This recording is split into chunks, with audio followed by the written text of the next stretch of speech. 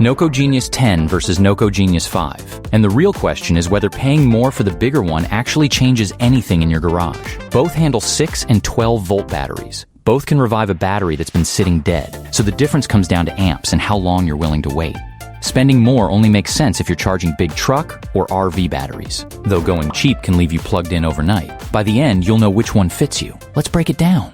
Let's start with the thing everybody actually wants to know, which is how long you're stuck waiting with the charger plugged in before you can drive the car. The GENIUS10 pushes 10 amps, and the GENIUS5 pushes half that, and in practice, that's about what you'd expect.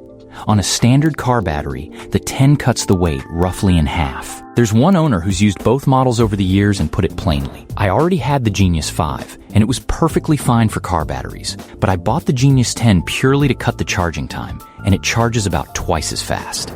If you don't mind leaving it on for 12 to 14 hours, the 5 will do the job for you. That's the honest shape of it. The GENIUS5 on a big battery that's way down can run 10 to 18 hours, so you're plugging in at night and checking in the morning.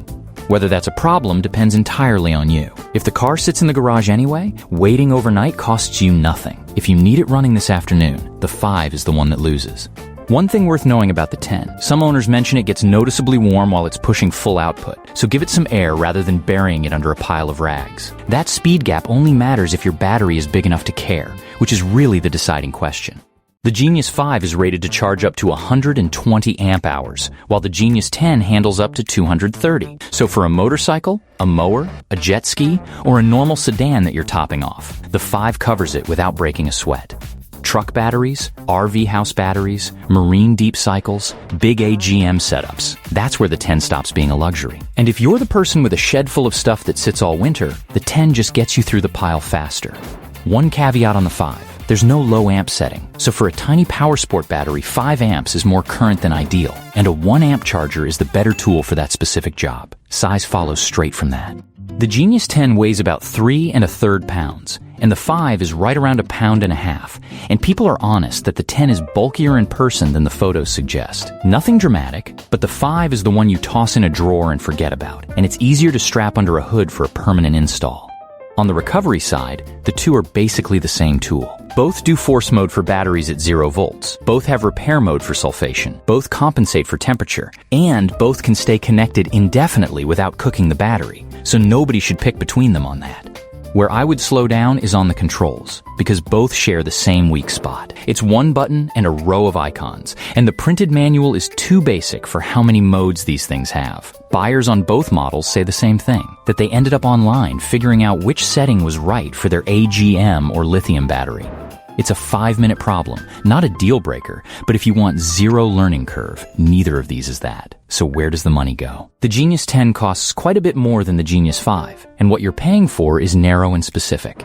You get double the output, roughly double the battery capacity ceiling, and a heavier unit. The build quality, the safety protections, the chemistry support, the repair and force modes, the ability to leave it hooked up all winter, all of that is identical on both. Which means the GENIUS5 is not a stripped-down version of the 10. It's the same charger with less current. And plenty of people who only maintain a bike or a single car battery pick the 5 specifically because they'd be paying for amps they'd never use. Bottom line on value, you're buying time, not features. Here's the call. For most people watching this, the GENIUS5 is the one I'd buy, because you're paying more for the 10 and getting nothing except speed. And speed only pays off if you're actually standing around waiting on it. So if you're maintaining a bike, a mower, or one car that lives in the garage, the 5 does everything the 10 does, and you plug it in overnight. But if you're charging truck, RV, or marine batteries, the 5 runs out of headroom, and the 10 is the right call. And if you need the car running the same afternoon, the 5 is the wrong tool. No fluff! And you! Which one would you pick?